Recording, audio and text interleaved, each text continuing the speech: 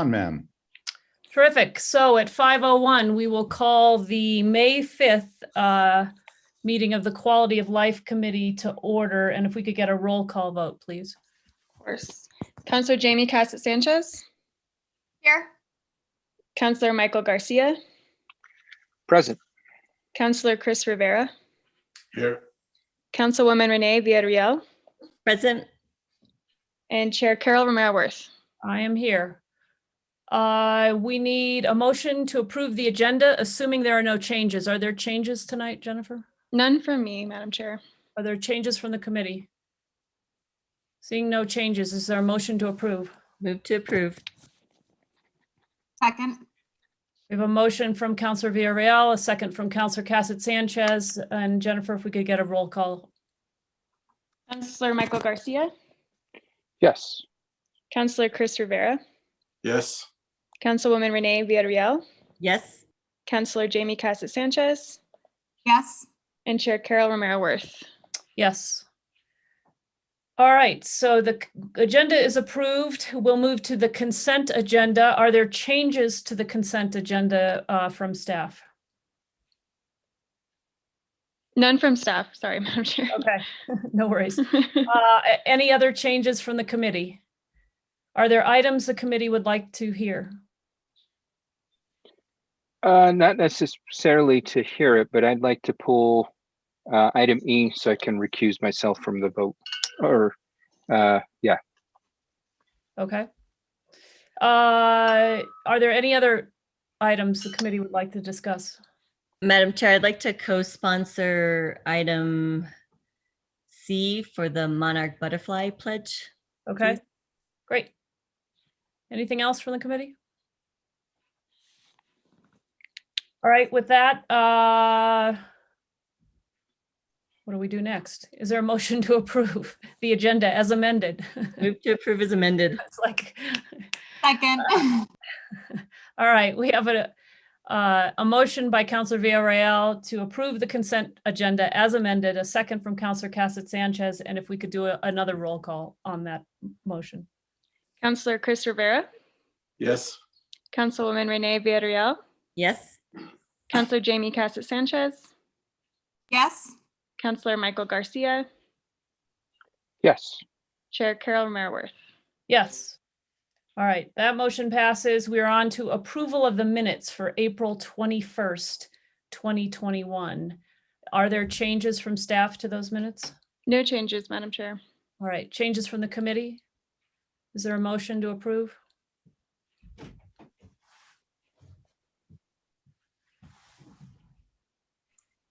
Move to approve. Did it not come through, please? Is there a I'll have my second? microphone. I'll be a second. All right.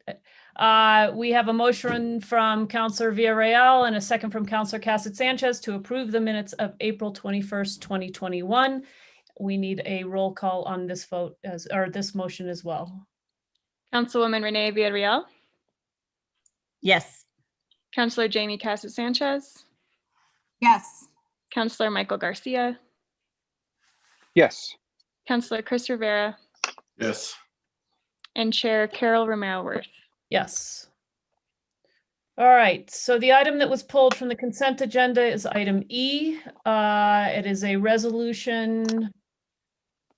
Let's see, sorry, my PrimeGov is not doing what it should. A resolution withdrawing the city of Santa Fe as a member of the Regional Coalition of Lanel Communities. And Counselor Garcia, you pulled this item.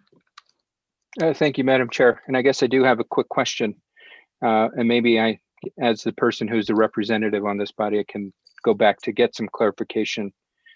But it was my understanding that the fiscal year 21 dues that we paid would not be able to be reimbursed. And I know that this resolution is calling for that.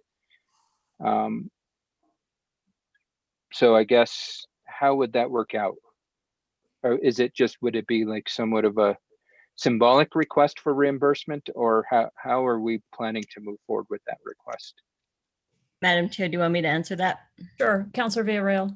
Thank you, Madam Chair. So the language in the restated JPA that we did not approve was where the language was added that we wouldn't get reimbursed for payments for membership dues.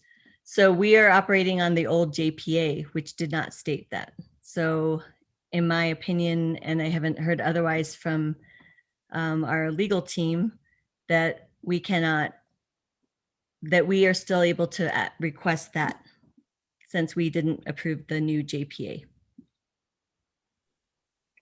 Okay, and we paid with that $20,000 that was paid, I think it was in October, if I recall. That was for fiscal year 20 and 21 dues. Is that correct? So how would that work out given we're 2 months near the end of fiscal year 21? Would that be prorated? Because I mean, technically we've been in for 10 of the 12 months so far. So just trying to figure out our justification for requesting the full $10,000. Well, I think we would have to see what that looks like. I also think that there was part of this year that you all didn't have meetings, you didn't have a quorum. So technically you didn't actually meet. So maybe it looks like the times that you were able to meet, I'm not sure. But the fact that we haven't, that the JPA was not approved by us and some other members, I still think that there's a potential to still request or get a clawback for this year's membership dues. Okay. Councilwoman Villarreal, I mean, what I might do as the person who's the member on this body, just reach out to the RCLC legal, because I'd hate for us to get into litigation between both bodies where we spend more resources than the $10,000 that we would be seeking to be reimbursed. And just so we can have that clarification as this is moving through the committee process. That makes sense. No, okay, awesome. I'll go ahead and do that and reach out and present that. It's going to which body next? Finance. I can share that info with you hopefully before next, the 17th. And then with that- likewise, Madam Chair, I think we'd also have our attorneys express what path that would look like for us as well. Okay, with that, no other questions. Thank you, Madam Chair. All right, do we have other discussion, a motion? Madam Chair, I don't know if there's any need for overview or if my colleagues feel like you have enough information or if you had any questions about the resolution itself, other than just the FIR that Councilor Garcia brought up. Councilor Cassett Sanchez, you have your hand up. Thank you very much, Madam Chair. Councilwoman Villarreal, I was hoping you could speak a little bit more to, you were discussing in the resolution forming almost a different regional body. And I was wondering how much thought or discussion you've had around that and just getting some more information. I think one of the things that I have really struggled with as we've really been talking about the RCLC over the last month and a half, 2 months, however long since the JPA came up, was really this question of, okay, so if this is not the right mechanism, what is, and how would a different regional coalition be different in the sense that there still is probably going to be different opinions about priorities in terms of what we would like to see as part of a local government coalition that's looking at LANL, and how, still working on that consensus basis, knowing that there might be some different opinions. So I was hoping you could speak a little bit more to the thought process around there and some of the work you've done there. Sure. Well, I still think that there's actually work to be done. That's why it says exploring. I have talked to Commissioner Hansen about ways that we could start brainstorming about what that looks like. I think the piece that we see that's already in place is the Buckman Direct Diversion Project Board, and the fact that there are ways that entity could actually require or have some kind of say into ways LANL can start testing more often, and really looking at how our water sources are affected. So that was one way. And then the other is just thinking about what a regional coalition could look like. I did put language in there about what the Northern New Mexico Citizens Advisory Board does. We didn't talk about that during the JPA conversations. That's a community advisory board or group, and they are directly in conversation with DOE and give advice and recommendations about related to the environmental management programs, about cleanup standards, environmental restoration. And I guess I'd like to hear more about what they feel has been impactful from their point of view. When we talk about RCLC, we're talking about elected officials. And I also feel like we're leaving out the community voice of people that are most impacted by landfill activities or inactivities of things that they want to see. And so when we talk about Citizens Advisory Board, that particular CAB is actually has Indigenous representation. We used to actually have a city representative on there at one time. So I guess I'm seeing all these pieces, like what it could look like. Maybe it has a different, maybe it's expanded because the economic development piece is important to the lab, as to our region as well.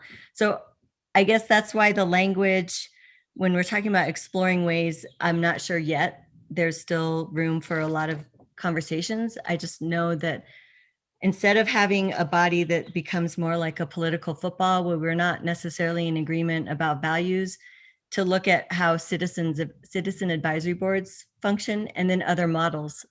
I think there was actually a staff member that gave me a model that's done at a global level around cleanup for legacy waste management. And I just want to explore those possibilities. So again, there's still a lot of room for discussion. I would like to have, input from you all and what you think. But at this point, I think it's best if we get out of RCLC and then really think about what makes sense for our region. Okay, thank you for that. Yeah, I did not expect you to have a solution ready. I was more just looking for some of the background information. And just as a comment on this, I think, through some of the conversations I've had with community members, with previous elected officials, one of the problems and current elected officials is that it doesn't seem that RCLC has teeth. So, and I'm not sure how we get around that. And so I think that as we're exploring potentially looking at a different coalition, a different model of how we provide oversight and some really discussions with LANL and how it impacts our communities and trying to impact that impact, where we might actually find some levers and whether those levers exist. And I know that that's a bit of a complex piece because I think that they mostly exist at state and federal levels. So just something else that I wanted to throw on the plate as part of this conversation. I have no further questions. Thank you. Okay, other questions from the committee? Councilwoman Villarreal, did you have other things you wanted to? I mean, I think you all know how I feel about this. I expressed my concerns and frustrations during the JPA process.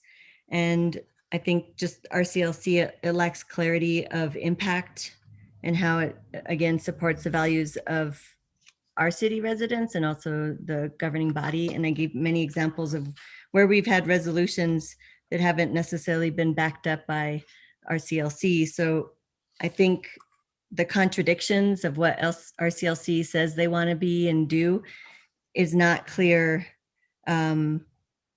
with their actions. So I think that as we move forward, we have potential and have an opportunity to look at other models and other ways that we can not only get impact from elected officials to share with our congressional delegation, but also about community members and how they can be more involved and explaining and being part of that conversation. So I think that's it for now.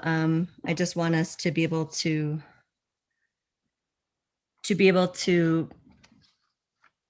be values aligned And actually, I want to express that it's not personal about any of our partners and our colleagues from other jurisdictions. But I think it's important that we actually uphold, what we feel is important for the city of Santa Fe. I also want to note, I don't think you got it via email, but the county of Taos voted yesterday to remove themselves from the RCLC. Okay, Councilor Rivera, your hand is up. Thank you, Madam Chair. That's what I was going to ask, and maybe Councilor Garcia knows, but how many of the other communities, we just heard about Taos, but how many of the other communities accepted the changes? I think every community except for 2. I'd have to go back and look at the list. And I think the movement that's happening now is the movement that Councilwoman Villarreal mentioned, with the County of Taos making the move to withdraw from RCLC. I know that Santa Fe County has that on their upcoming agenda. I think maybe next week, if I'm not mistaken. Should this pass this committee and move forward to the governing body, it'll be in our agenda at the end of the month. So with that being said, I think there's the concerns it's evident that there are concerns from some of our colleagues. And I think that's where we as a governing body will need to determine what's the best route for the city of Santa Fe. So And I guess I would. Oh, sorry to interrupt, Councilor. Just to add, it was Hemis Pueblo has not signed the agreement yet. And Okay, but let's be clear about what we're talking about. So there's a difference between removing yourself from the RCLC and not approving the amendments to the JPA. So I think it's Hemis Pueblo has not voted on whether to accept the changes to the JPA, and I think it's only Taos, right, that has removed itself at this moment from the RCLC as a coalition. correct. Yeah, so my only comment was just at the moment, it seems like all the members are in different places, and I think that'll be the situation moving forward. I think every community has a different approach, has different values with regards to the labs. The labs affect everybody, every community a little bit differently. So, I would just caution us into not moving into the same situation that we're in right now and assuming that we all have the same values as what Santa Fe does. And I'm not sure that that's the case. So just want to caution us moving forward, whatever that may be. So thank you. Councilor Villarreal, did you have other things to add? No, that's all I have. Okay. I'll make a motion if there's Yeah, no. and I would just say that I think whatever we try to figure out going forward, it needs to be multifaceted, right? So that we take into consideration not just the views of one faction, but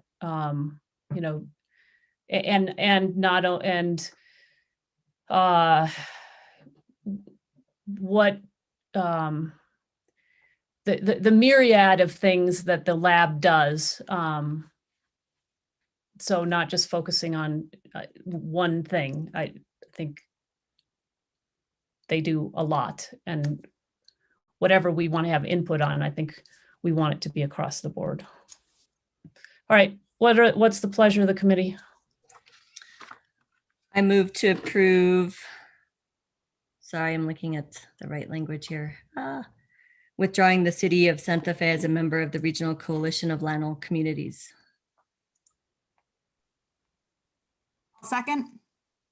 All right, we have a motion from Councilwoman Villarreal, a second from Councilwoman Cassett Sanchez, and we need a roll call, Jennifer. Councilor Jamie Casas Sanchez. Yes. Councilor Michael Garcia is recused himself. Oh, no, Councilor, abstain. Sorry. okay. Yeah. Abstain. Councilor Chris Rivera. Yes. Councilwoman Renee Villarreal, Yes. Chair Carol Romero Worth. Yes. All right, that motion passes, and we are now on, that takes us through our consent agenda. We are now on to, sorry, I just lost my agenda. We have a presentation. I believe, Kira, you're here with us to talk about vaccinations, and Brian Williams as well has just joined us. So thank you for being here, and I'll let you take it from here. Thank you, Madam Chair, and thank you, members of the Quality of Life Committee for having us. It's a nice thing to come and be able to talk to you about vaccinations tonight. And I thought it would be also helpful for all of us and members of the public who are listening to situate this a little bit in time as well. So Brian put together a really good, what I think is a really good PowerPoint on the topic, and he'll be presenting some of the detail. But where we're at in Santa Fe is we're in a very good place with vaccinations. We still have work to do.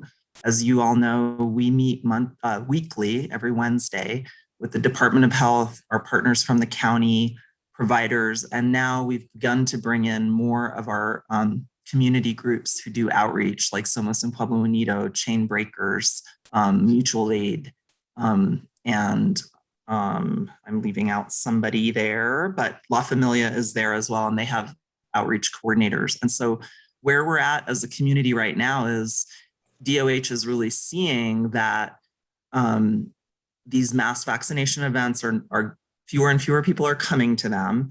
And, we're trying to troubleshoot getting vaccines to people who aren't able to come to those big events. We're also, though, seeing a more of an uptick in vaccinations in general.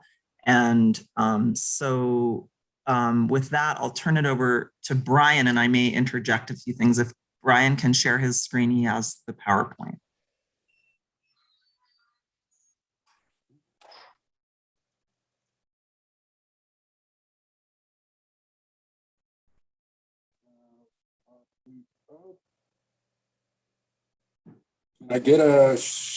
Do I need the permission for a screen share?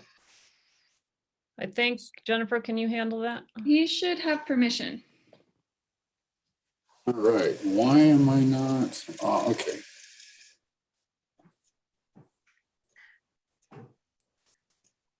So I'm not seeing my. While you're getting that up, Brian, I'll give a little more context. So, since the beginning of vaccinations becoming available in Santa Fe, we started meeting weekly with the partners we mentioned. And at first, we were really just talking about how to support those larger events. Now we're again into a more tailored approach. So it looks like we can go into some detail here now. Okay, let me just get you to slideshow. All right. Well, thank you, Madam Chair, councilors. It's always a great opportunity to visit with you folks and give you a sense of how things are going. As Kira mentioned, we really do feel good about where we're at with the city's vaccination effort. We're looking forward with the future here. Kira already touched on the flattening of demand. This is something that we're seeing nationally. So it's not an anomaly for Santa Fe. It's probably indicative of the fact that people that were really anxious and eager to get the vaccination, when the opportunity came, they got in, they got their shots. And now sort of the mob is passed, and now we're seeing sort of a flattening of folks. There is a great interest on our part to bring vaccination to those corners of the community that haven't yet received it. And of course, that would include the folks who are homebound, people who may have scheduling conflicts, people who may, of course, the big challenge is people that might be reluctant. This is something we're seeing nationally. There is, as we all know, there is a certain cadre of people who have certain set of beliefs in regards to vaccines, whether it's a microchip or the mark of the devil or whatever it is, who are reluctant.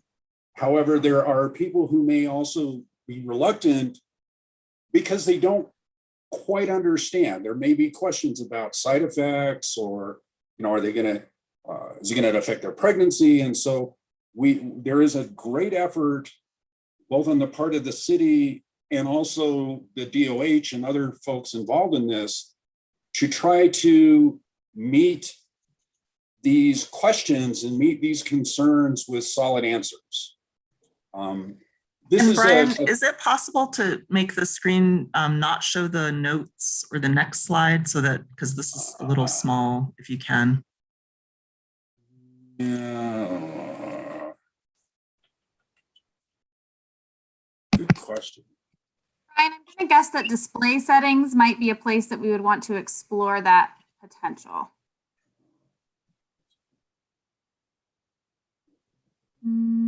Yeah, it looks like it's that little, yeah, you've got your cursor on that little, yeah, try that. Apologize. Nope, that's not going to do it.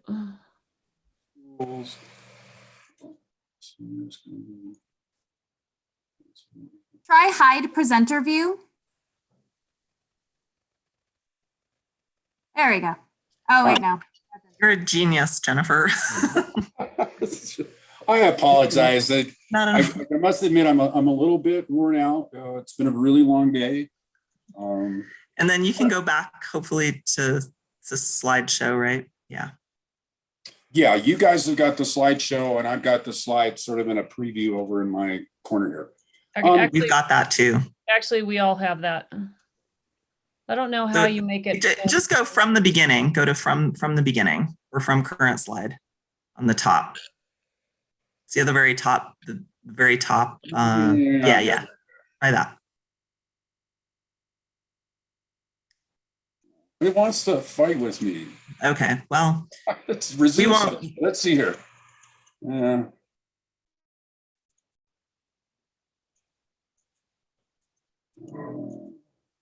Well, can you folks just bear with us? Or is this just it works. It works for me. Yeah, that's fine.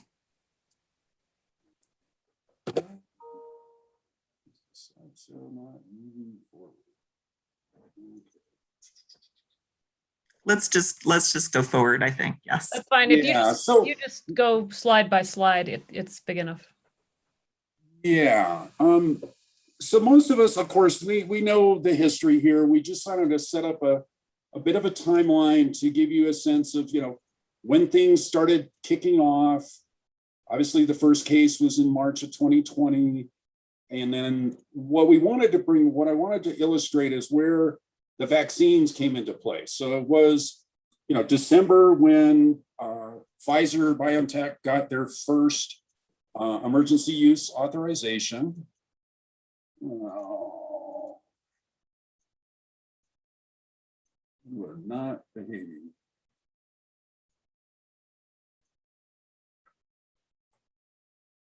Why is it not? I'm looking. Oh, how embarrassing, huh? Brian, are you trying to go to the next slide? I am. So if you want to just click on 5 with your cursor, and then there's a sidebar alongside the. There we go. Okay. Didn't quite. Well, we know that, but it's not displaying. I see I see the big vaccine slide timeline didn't change, but it changed over here on the other. No, it did. Brian, if you go back to slide 4, that'll continue where you were. So you were saying, we first began in December 14 with Pfizer's distribution. Yeah, the Pfizer came out in December. Then, of course, Moderna in middle December. Johnson & Johnson trailed a little bit. Our first max vaccination event was jointly done with Santa Fe County, and that was the event at the Santa Fe Place Mall. That was a pretty good event. It was a little chaotic. The mall may not be the best place for drive-through events, but we were able to vaccinate about 1,000 folks. Shortly thereafter, we were approached by the Christus St. Vincent's, who asked about doing mass vaccination events here at Midtown. Their initial proposal was to do a total of 12. So we started on the 9th. They actually are geared up to do 2,500 vaccinations in a day. We didn't see that. We got 1,880, so almost 1,900 on the first event. Then the next week, it dropped a bit down to 16. Roughly about the same number on April 16th, the Friday.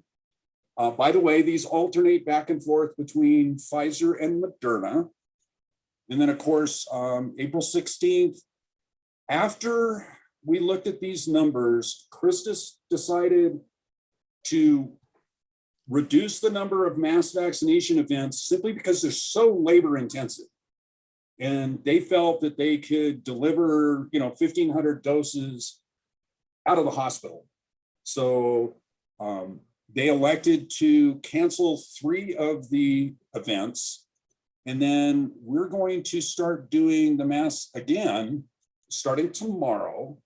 This will be second doses for the folks who had gotten their first dose during the initial round. So May 6th, May 7th, and May 13th will be the last remaining events for the Christus here at Midtown. What we're looking at, we've got some other ideas, and I'll chat about that in a minute. This is where the state is at as of the end of the month. So that's a wonderful number. 1.7 million is really great for a state which has slightly over 2 million people. The percentages of fully vaccinated, this is amongst the top 10 in the United States. So we are really hitting the numbers as far as getting folks vaccinated. What is particularly noteworthy here is, of course, we're almost to 70% of our senior population in the state, which is wonderful because, of course, they were the ones that were most at risk. One troubling event that seems to be coming up is we are seeing more cases in the younger age group. As you probably know, currently the vaccine can be delivered to the folks from 16 and above. There is, I believe we're looking at about maybe 2 weeks for a new emergency use authorization to take that down to 12 years old. So 12 and above would be available for vaccination. So we're making progress in terms of the age group. This is sort of gives you a sense of the oscillation of vaccinations over the course of the last 4 months. You can see, there's a couple of really good spiky days here, but it's been pretty consistent. Level came down a bit. Now it's popped up. I don't know if anyone has a sense of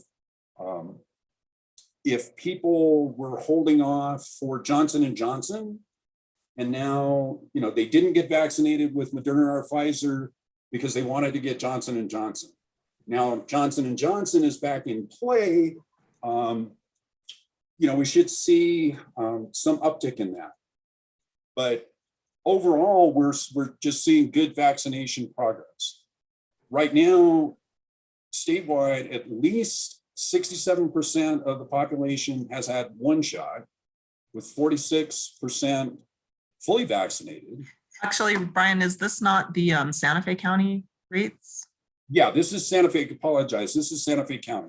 And one thing we should say about this is it's even better than this, because DOH was very clear with us in saying, that this number of 67.5% does not capture all the people who left the state to get vaccinated, nor does it capture the people who were vaccinated through Indian Health Service or even some of the pharmacies. So all of that data has not yet been incorporated into the system. So They are actually running a projection on what the actual number would be based on how many people they estimate were vaccinated at in those other ways. And so we are probably a lot higher than that 67%, or at least somewhat significantly higher than that 67.5% in Santa Fe County. Can I ask a question about that? Sure. So is that number pulled from the DOH site as people report their vaccination history? That number is pulled from the vaccination registry, where when people are vaccinated through the app at the DOH site, DOH then downloads that information into the central vaccination registry. So there's a lag in data, and not everyone is going through that DOH app. Right, but some people who've been vaccinated out of state do report their vaccinations. Yes, and that's very helpful, and that would be great if people continue to do that, but not everybody does, because that's kind of voluntary, as opposed to if you start out registered at the app and you get vaccinated at an event with an event code, then that automatically feeds into the data system. Right, so it does capture some people who have used that. That is true. That's accurate to say. Yeah. Those who've reported having gone out of state, correct. Yeah, and the Christus folks, to get vaccinated at Christus, you don't have to use the state app, but they always download to NMSIS. So that data is getting uploaded pretty consistently. And NMSIS is, Ryan? It's the state, what you call the vaccination registry. It's where all of the vaccination records are harbored. So if you wanted your own personal vaccination history, ultimately that's where it resides. Does that answer your question? Thank you. I just wanted to unpack. I'm sorry, Kira, you may have a computer issue. Looks like she froze. The acronym for folks. I guess I feel better. Do significant outreach. Oh, looks like I have an unstable connection, so maybe you should continue on. Kira, we lost you there for a little bit. Am I back? You are back. Yes. Okay, sorry, the internet's been cuckoo today. So we are seeing vaccine supply nationally exceeding demand, it seems. And so while, the call we were on today, providers actually from La Familia were saying, it's been so sort of hammered into our heads that we shouldn't waste a single vaccine, that we may be erring on the side of not making the vaccine as accessible to folks as we need to. And so they've been trying to think outside the box around that with us.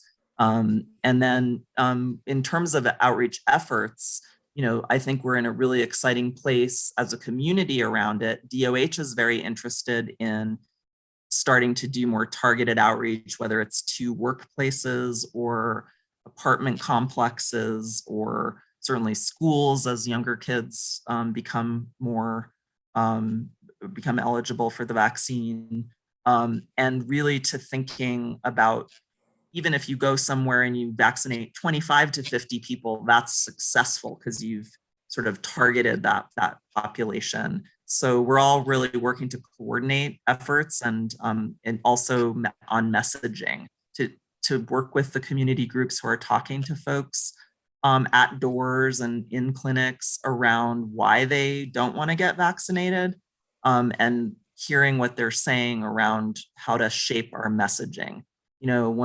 Some of the things that we heard on today's call from the staff at La Familia, as well as folks from Mutual Aid and Somos and Chainbreaker, were, people still don't know or don't feel fully confident that it really is safe. Some people feel that they're taking their information in part because we probably haven't been as good at doing bilingual materials and really communicating to all our community about the fact that although the vaccination testing process was accelerated, it followed all the normal procedures and it was safe. Another issue that came up is people not wanting to go to large vaccination sites where people in uniform, like the National Guard, are. That there was fear of that, and how could we troubleshoot that?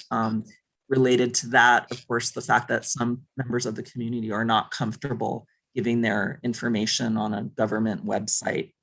One really great thing to know is that it is now possible to do basically a one-stop shop if you're not registered, but you go to an event, or DOH will register you right away and give you the event code, and you can get vaccinated that same day. So that's a huge change for people who have not been internet savvy or able to deal with that part of it.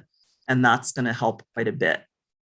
So I'll give this slide to Brian because he's been very involved in coordinating some of the things that the city is doing around targeting vaccinations.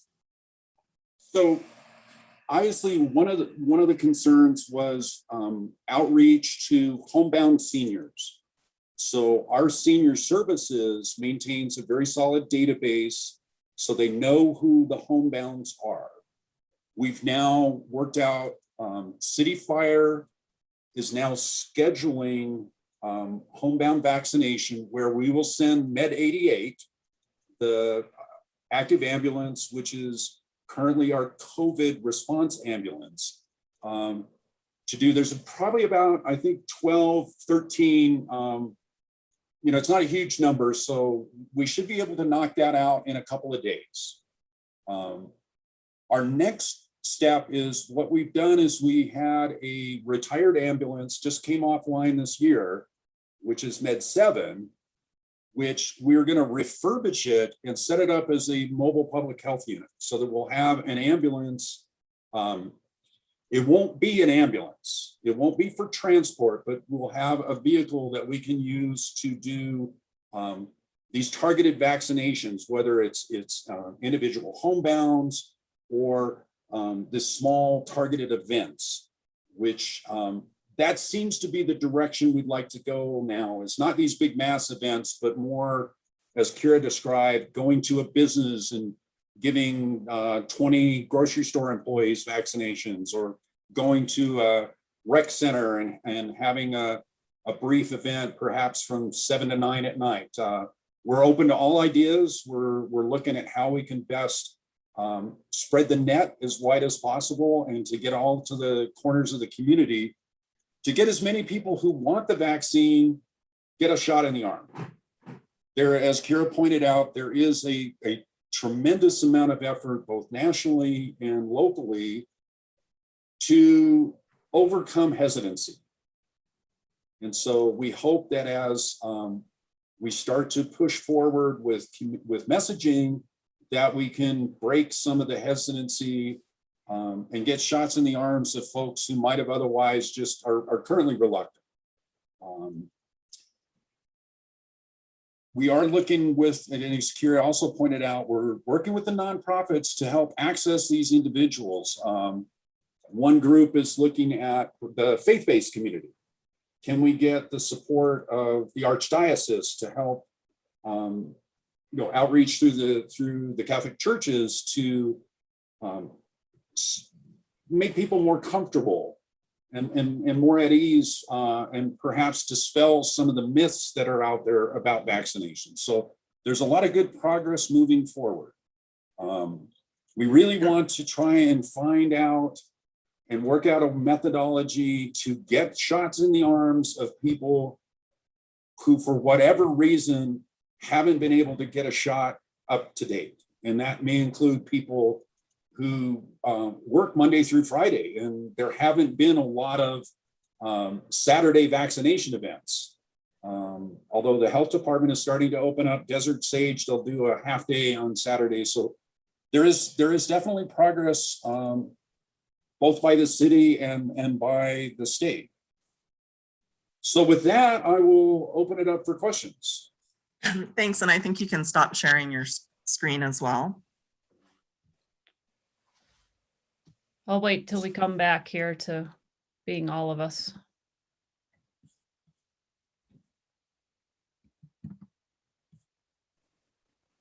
Brian, there we go. There we go. All right. Counselor Cassett Sanchez, your hand is up. Thank you very much, Madam Chair, and thank you, Brian and Kira, for the presentation. Couple questions. Very exciting. I'm definitely, I don't like the fact that things are leveling out, or the fact that individuals in the younger age group are kind of trailing in that 16 to 50 age group. Do we know if that has more to do with the fact that there might be some more vaccine hesitancy in that group, scheduling conflicts, or just the fact that the vaccine has not been open? Well, I'm not an epidemiologist, but I think the answer is all of the above. That I think primarily is that they haven't had the vaccine available that long. I mean, this just the availability for the 16 and 17 years old 2 weeks now. So it's relatively new in terms of making it available. I do suspect that there is a high level of hesitancy, or even just, I'm not sure what the right word is, that these kids just simply don't think that they're at risk. And so, they don't worry about it. If you go to any of the skate parks here in town, you're going to find yourself, with a couple of dozen kids that simply don't think that it's a risk. And Madam Chair, Councilor Cassett Sanchez, to that question, I think everyone is really engaged in the speculation about the why of things. I think one of the things that makes the coordination team and now the addition of our nonprofit partners really so important is that rather than speculating, we can have some way of doing a needs assessment and really figuring it out.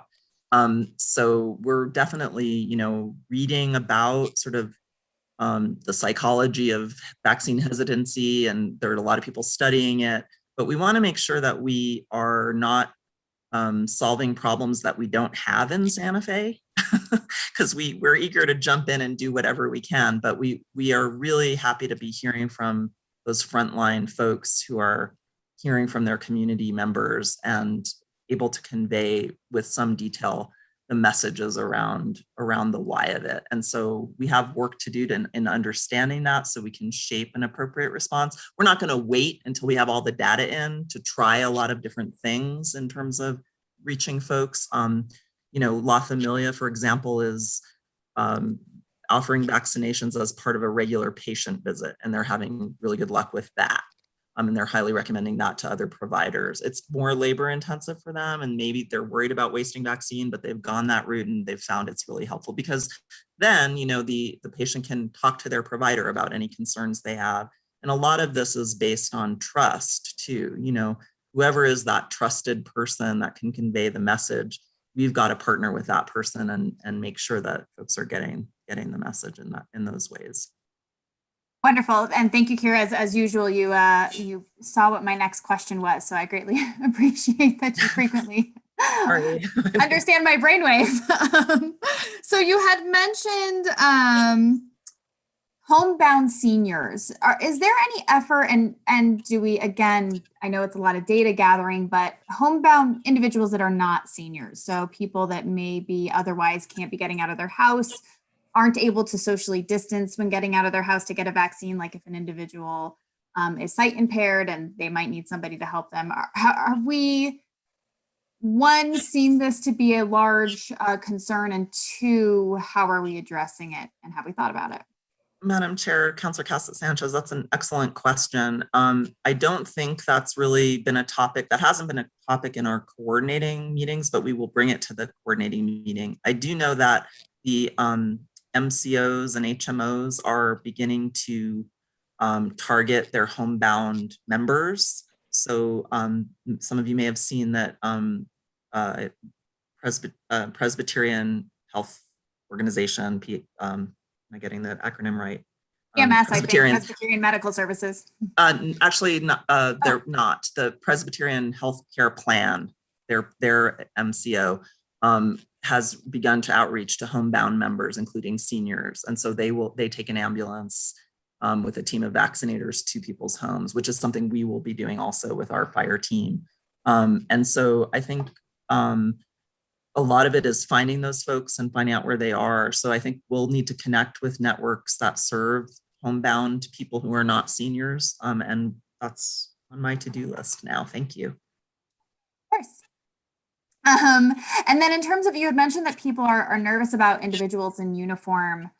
Is that nervousness, does it extend to fire? Have we heard anything about if our firefighters, I know frequently firefighters have a different view in the community, and for this particular instance, is that also? Madam Chair, Councilor Casa-Sanchez, no, thankfully it doesn't, is what we're hearing from partners, that fire is kind of a different category. It's a different category than police, and it's a different category than the National Guard or anybody in a military uniform. So that works for us in that firefighters are trusted members.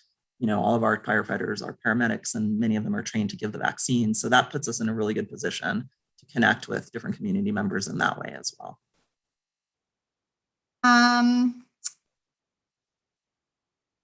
Don't know what I mean by targeting messaging on my notes, but you mentioned that you're targeting messaging. So, and then another area that you had mentioned were grocery workers. I would also just recommend looking at restaurant workers in terms of maybe looking at some of these alternative vaccination events. If you're going to a grocery store, you might also look at, you know, restaurants, as I know that is a population that's going to have a lot of interaction with the public.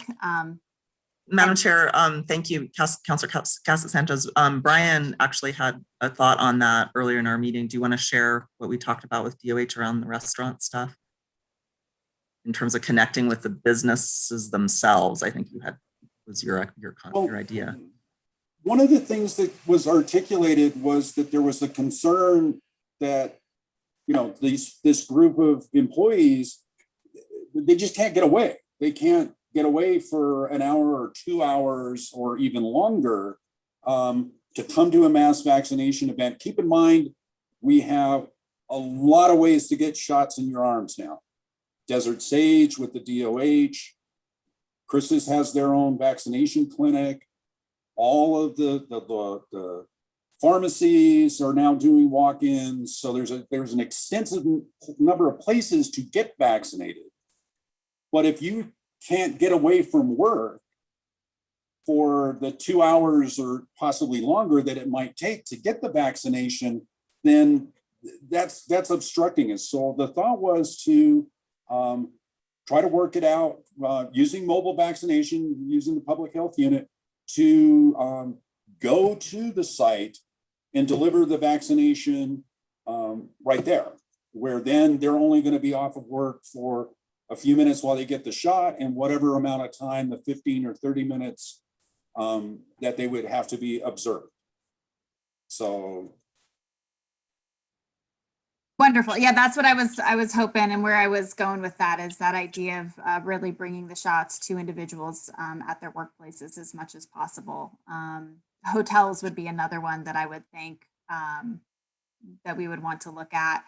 Which does bring me to my last question, which is, have we discussed partnering with tourism in terms of, one of the things that I really struggle with is in New Mexico, we generally have done really well. We had high uptake of our vaccines. Our supply was not as great as our demand for many months because we had so many New Mexicans willing to take our vaccines. But we have a lot of tourists that come in from areas that the vaccine uptake has not been as robust. And it does concern me as people are coming in and potentially still bringing in COVID as tourism opens up, as we begin to open up. We're starting to loosen a little bit of our masking restrictions. And I'm curious if we've had any conversations with tourism of how we might partner with them, trying to address this issue of people coming into our community, potentially unvaccinated and potentially bringing in COVID. And I know it's a little bit of a abstract question, and I'm curious if we've had any thoughts on how we're addressing this problem. Madam Chair, Councilor Casa-Sanchez, we will do that. I mean, we haven't thought of that. I think obviously vaccines are voluntary. So if people didn't want them in their home state, maybe we can make it part of, like, a fun thing to do in New Mexico. Just like this is red, green, and Moderna or whatever. But I think that's a great idea. We'll look at that. One interesting fact around the restaurant stuff, and it's related to tourism. We heard from Marcela Diaz at Somos en Palo Unido today, was a lot of their members and the people that they're talking to have been vaccinated out of state.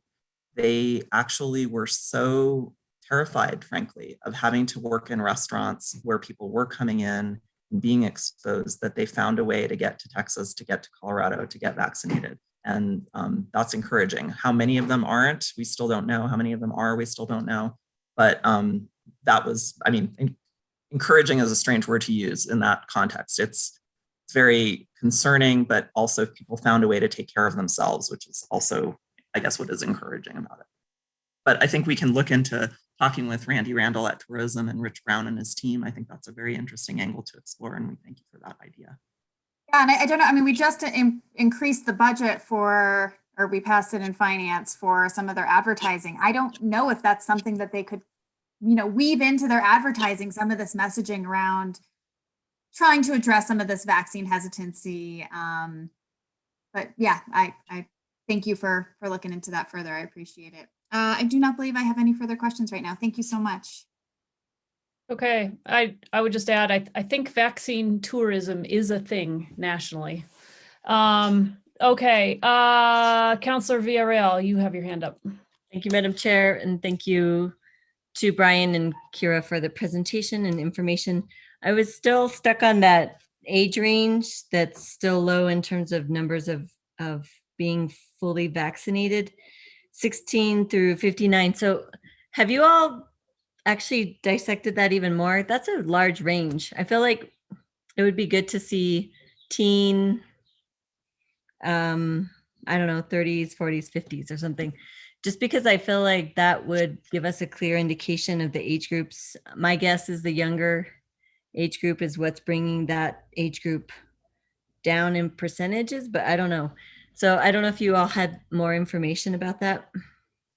Madam Chair, Councilman Villarreal, we can ask Department of Health. They're the ones that run that data and provide it to us. And we don't have that granular level, but I agree. I think it would be very interesting to look at that. It'd be helpful, Get back because to then you on maybe then that would actually help us be more targeted and figure out what partners we need to connect with. And then speaking of partners, I don't know, I was just trying to figure this out. My partner and other people I know that work in the construction industry, there's quite a few people that are not vaccinated. They are also not wearing their masks. However, I feel like some of them, it would be interesting to see how, if the Santa Fe area home builders got involved somehow about just providing information and actually like factual information and understanding about in their sector, the fact that, sometimes they are working outside, but most of the time they're in the homes or wherever they're doing the construction all together, very close proximity to each other.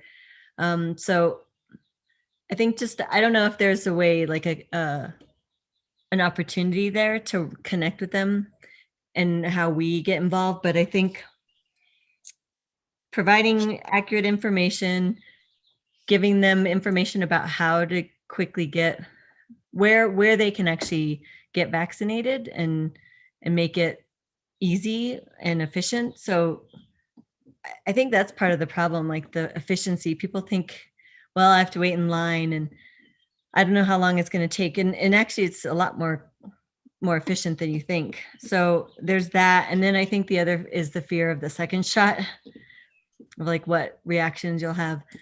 Because I know some folks that don't want to get the second shot because of that reason. So I guess I'm just thinking about that sector because it's been pretty active anyway. It didn't shut down.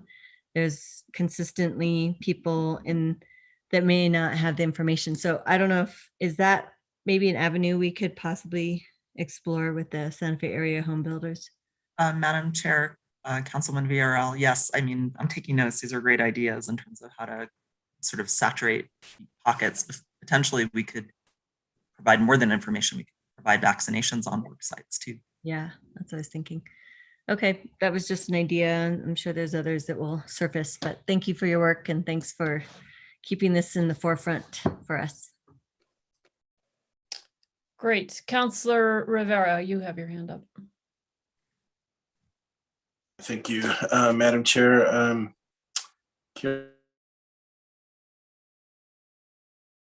Young people may have contracted the virus early on when the spikes were high, and I feel like now they don't need the vaccine because they've contracted the virus. And I'm not sure if we've educated, and I don't know what the answer is, but I don't know if we've educated to that means whether they actually need it or they don't. Madam Chair, Councilor Rivera, that's an excellent point. It actually came up on our call this morning with DOH. They do need it because as current science tells us that it only knows that having immunity, having had COVID only lasts for up to 90 days. It may last longer, but they're not sure. So really to be on the safe side, everyone who's had COVID should get a vaccine. Everyone who's had COVID should get a vaccine. I'll just say that to anybody who's listening. In terms of the education to people around that, yes, I think that's part of the messaging that we need to do. La Familia is already doing that, one-on-one with their patient base when those questions come up. But I think we need to spread that message very loud and clear because that's very important. Thank you. Yeah, if we could focus that, or especially in the 87507 area code districts 3 and 4, where the spikes were really high, I think there's a lot of feeling that if you get it, you're fine. You don't need to worry about it. So if you could focus some attention on that, I would appreciate it. With regards to the ambulances, is there a way that if doses are going to be wasted, that they have some kind of backup plan or a number? Sorry, helicopters are loud. A number that people can call and maybe get on a wait list? I'm sorry, Madam Chair, Councilor Rivera, I'm not sure I understand your question. So in other words, people on a wait list would be called if there's extra vaccine on that day or that event. I don't know that Department of Health has worked that out. I know that Christus was doing that for a while. And I think, again, the idea is that we can move away a little bit from the idea of wasting vaccine, and that vaccine can be stored. I mean, it's not like it's all out there all day long and then you waste it. I mean, you take it out of its safe storage, as you go. And so I think so far they have not been able to have a central way to do that from Department of Health. I will say, I think Department of Health has done an excellent job in New Mexico, but they are stretched to capacity in a lot of ways. So I think right now they're focused more on these smaller events and maybe kind of gauging how many people they would hope to reach at a smaller event. But we will bring that question back to the group. I think it's an interesting idea to explore. And I will say to everyone here, if ideas occur to you afterwards, even members of the public who are listening and have great ideas, we're all in this together. So, contact me, contact our emergency manager, Brian Williams, and we will bring this back to the coordinating team. So we'll be kind of a conduit for all that information. Thanks, Kira. Have our, maybe this is for Brian, have our ambulances already been equipped with refrigeration units, or are they going to administer the Johnson & Johnson vaccine? So, Madam Chair, Councilor Rivera, what we're planning to do right now is we will load the syringes at the hospital. So there won't be a need for a refrigerator to be hauled around in an ambulance. So, because that actually adds to the cost, because that fixture would have to be DOT anchored. And so, and just adding on to what Kira said, as we're looking at these events, these smaller events, we have a much better idea of how many people we're going to be vaccinating.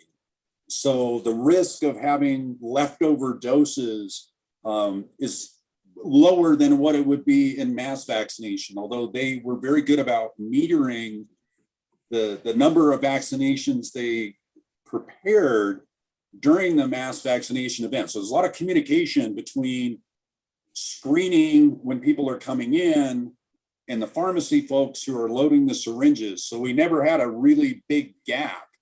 So the number of doses that's left over at the end of the day is relatively small, within 5 or 10. So, and then of course, anything that we had left over could be returned to the hospital. Okay, I think that's it, Madam Chair. Thank you. Counselor Cassett Sanchez, your hand is up. Thank you, Madam Chair. I remember what my note about messaging was. I was curious about if you mentioned we're working with a number of partners. Are we coordinating messages and materials to make sure that, I know that the rule in communication, quote unquote, is 7 times 7 different ways, so that, you know, they're not just hearing one message the same time, but they're hearing it numerous times from numerous different sources, maybe said in different ways or through different mediums. Have we been working with partners to make sure that that's a coordinated communication effort? Madam Chair, Councilor Cassett Sanchez, that is what we began to talk about today, actually. And Dave Herndon, our communications director, as well as the contractor, Rubina Cohen, who's been coordinating a lot of the COVID communications, was on that meeting, which is so valuable because the first thing that we're going to do is have a central sort of Google Drive where we can share that information, who's doing what kind of messaging, and plan it every week. It's kind of a working group around that, as well as the vaccination events themselves. So we're beginning to do that. You know, the counties put a lot of resources into their communications as well. So they're on the call. And I think what you're saying is really very important. It's got to be a clear message, but not necessarily a monotone delivery, right? Lots of language adjustments, lots of messaging for different populations, young people or older people, different parts of the community. And so I think we're beginning to work on that now. Wonderful, thank you. I'm very glad to hear that. I appreciate it. No other questions? Okay, any other questions from the committee? Madam Chair. Yes, Counselor Rivera. Sorry, just one more. I heard on the governor's report today that you know, they're starting to look at booster shots, and I think very important, but I think that throws a lot of people further away from getting the actual vaccination when they know that a booster is right around the corner. And I don't think there's enough information out about the booster to really let people know that, you know, it's within a year of getting your first shot. I don't know what it is. Didn't catch it all, but just heard that there was a booster. So I don't know if there can be education around that as well. Madam Chair, Councilor Rivera noted. Got back to the group. Thank you. Thank you. Okay, seeing no other hands up. Thank you, Kira. Thank you, Brian, for being here. Very interesting conversation, a very important one, and much appreciated. So thank you. All right, we will go to matters from staff. Jennifer? No matters from me tonight, Madam Chair. Matters from the committee? No matters from the committee. Matters from the chair. We have our next meeting Wednesday, May 19th. And with that, we're adjourned. Have a good night. Good night, everyone.